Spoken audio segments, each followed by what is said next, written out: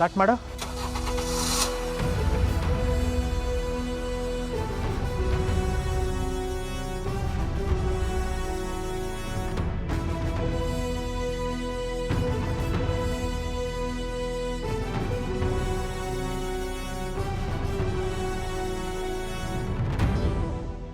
ಚೂರು ಮುಂದೆ ಬಾ, ಚೂರು ಮುಂದೆ ಬಾ. ಕೀ ಕೊಡಪ್ಪ.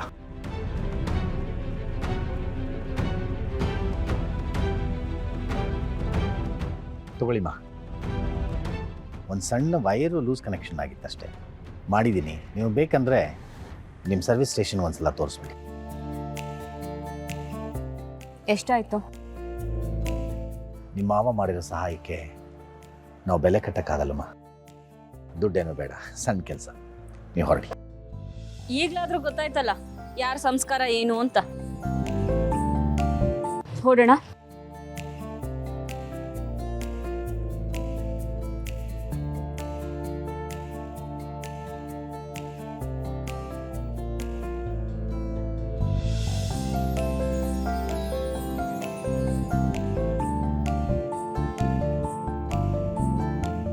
ಅಳಿ ಅಂದರೆ ಬನ್ನಿ ಒಳಗಡೆ ಹೋಗಿ ಮಾತಾಡೋಣ. ಪರವಾಗಿಲ್ಲ ಮಾವ, ನಾನು ಇಲ್ಲಿಗೆ ಬಿಸ್ನೆಸ್ ವಿಷಯವಾಗಿ ಮಾತಾಡೋಣ ಅಂತ ಬಂದೆ. ಓ, ನಿಮ್ಮ ಬಿಸ್ನೆಸ್ನ ಮೊದಲನೇ ದಿನ ಹೇಗಿತ್ತು? ಹೇಗಿತ್ತು ಅಂದರೆ ಏನು ಹೇಳಿ ಮಾವ, ನಾನು ಹೋಗಿ ಸ್ಯಾಂಪಲ್ ಕೊಟ್ಟ ಕಡೆ ಎಲ್ಲ ಅದು ಬೇಡ ಇದು ಬೇಡ, ಅದಿದ್ರೆ ಇದು ಬೇಕು ಇದಿದ್ರೆ ಅದು ಬೇಕು ಅಂತ ಏನೇನೋ ಹೇಳ್ತಾರೆ. ನಾನು ಫ್ರೀಯಾಗಿ ಸ್ಯಾಂಪಲ್ ಕೊಟ್ಟರು ತಗೊಳ್ಳೋದಕ್ಕೆ ಹಿಂದೆ ಮುಂದೆ ನೋಡ್ತಾರೆ.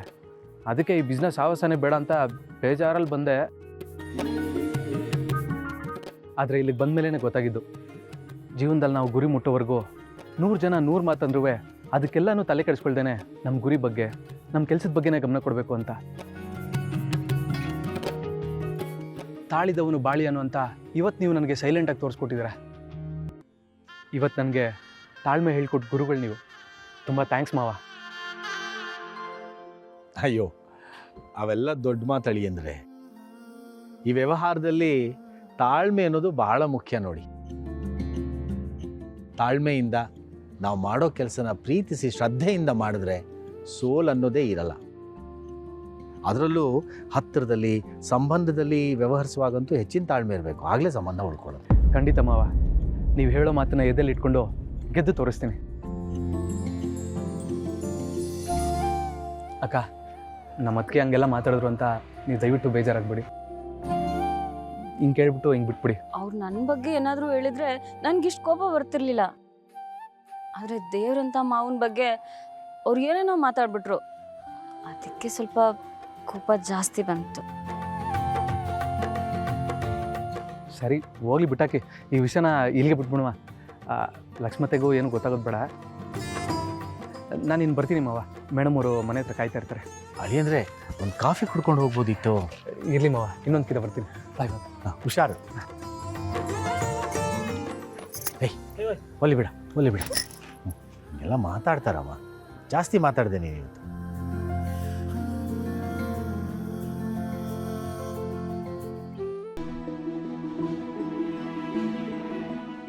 ನಿಮ್ಮ ತಂದೆ ಹೆಸರು? ಗೋವಿಂದಯ್ಯ ಅಂತ. ನನಗೊಬ್ಬ ಅಣ್ಣ ಇದ್ದಾನೆ, ಅವನ ಹೆಸರು ನರಸಿಂಹ.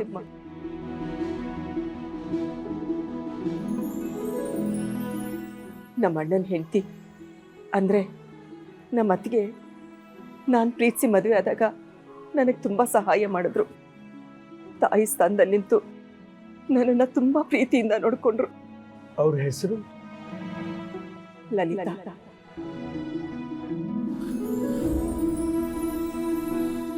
ಅಲ್ಲ, ನೀವು ಮದುವೆ ಆಗಿ ಇಷ್ಟು ವರ್ಷ ಆಯ್ತಲ್ಲ, ಅವ್ರಿನ್ನೂ ನಿಮ್ಮ ಪ್ರೀತಿನ ಒಪ್ಕೊಳ್ಳಿಲ್ವಾ?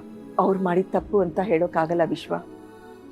ಅವ್ರ ಜಾಗದಲ್ಲಿ ನಾನಿದ್ದಿದ್ರು ನಾನು ಅದನ್ನೇ ಮಾಡ್ತಾ ಇದ್ದೆ. ಎಷ್ಟು ಪ್ರೀತಿಯಿಂದ ಮುದ್ದಾಗಿ ಸಾಕಿದ ಮಗಳು ಯಾರನ್ನೋ ಪ್ರೀತಿಸಿ ಮದುವೆ ಆಗ್ಬಿಟ್ಟಿದ್ದೀನಿ ಅಂತ ಬಂದು ಹೇಳಿದ್ರೆ ಯಾವ ತಂದೆ ತಾನೇ ಒಪ್ಕೊಳ್ಳೋಕೆ ಸಾಧ್ಯ ಹೇಳು? ಆದರೆ ಅವ್ರಿಗೆ ಮೋಸ ಮಾಡಬೇಕು ಅಂತ ನಾನು ಹೀಗೆ ಮಾಡಲಿಲ್ಲ. ನಾನು ತಗೊಂಡು ನಿರ್ಧಾರ ಸರಿ ಅಂತ ನನಗೆ ಯಾವತ್ತೂ ಅನ್ನಿಸ್ತು, ಇವತ್ತಿಗೂ ಹಾಗೆ ಅನ್ನಿಸ್ತಿದೆ. ಆದರೆ ನಾನು ಮಾಡಿದ ತಪ್ಪು ಅಂತ ನನಗಿವತ್ತವರೆಗೂ ಅನಿಸೇ ಇಲ್ಲ. ಆದರೆ ಅಪ್ಪ ಅಣ್ಣನಿಗೆ ಹಾಗೆ ಅನ್ನಿಸ್ಬೇಕು ಅಂತೇನಿಲ್ವಲ್ಲ. ಏನು ಮಾಡೋಕ್ಕಾಗತ್ತೆ? ಅತ್ತೆ ನೀವು ಅಳಬೇಡಿ.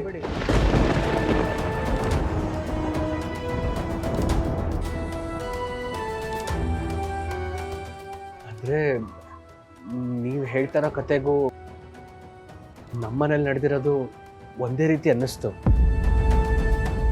ನನಗೂ ಒಬ್ರು ಅತ್ತೆ ಇದ್ದಾರೆ. ಅವರು ಒಬ್ರನ್ನ ಮದುವೆ ಮಾಡಿಕೊಂಡು ಈಗ ನಮ್ಮಿಂದ ದೂರ ಇದ್ದಾರೆ. ಈಗ ನಾನು ಹುಡುಕ್ತಿರೋದು ಅವರನ್ನೇ. ಅವ್ರ ಜೀವನದಲ್ಲಿ ಆಗಿರೋದಕ್ಕೂ ನಿಮ್ಮ ಜೀವನದಲ್ಲಿ ಆಗ್ತಿರೋದಕ್ಕೂ ತುಂಬ ಹೊಂದಾಣಿಕೆ ಇದೆ ಅನ್ನಿಸ್ತು. ಅದಕ್ಕೆ ಹಾಗೆ ಹೇಳಿದೆ ಅಷ್ಟೆ. ನೀವು ಇದನ್ನೆಲ್ಲ ಸರಿ ಮಾಡ್ಕೊಳ್ಳೋ ಪ್ರಯತ್ನನೇ ಮಾಡಲಿಲ್ವಾ? ಇದನ್ನೆಲ್ಲ ಸರಿ ಮಾಡಬೇಕು ಅಂತ ಇದ್ದಿದ್ದು ನಮ್ಮ ಅತ್ತಿಗೆ ಇತ್ತೀಚೆಗೆ ನಮ್ಮನ್ನೆಲ್ಲ ಬಿಟ್ಟು ಹೊಟ್ಟೋದ್ರು.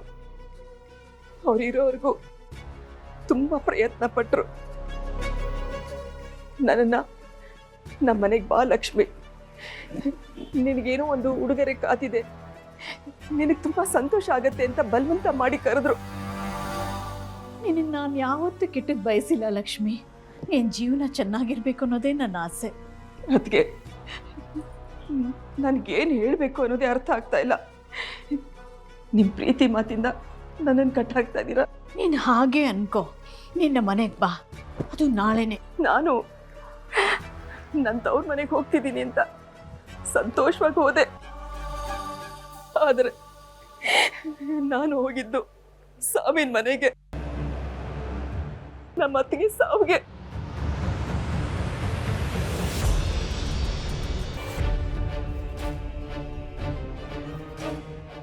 ಸಮಾಧಾನ ಮಾಡ್ಕೊಳ್ಳಿ.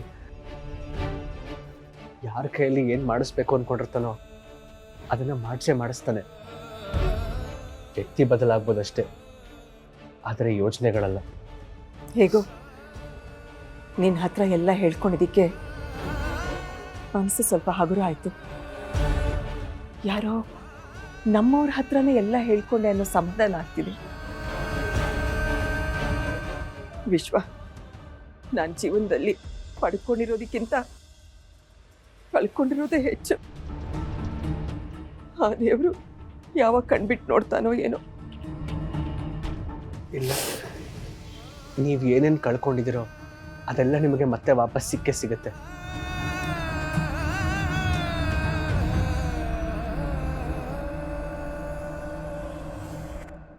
ಲಕ್ಷ್ಮೀ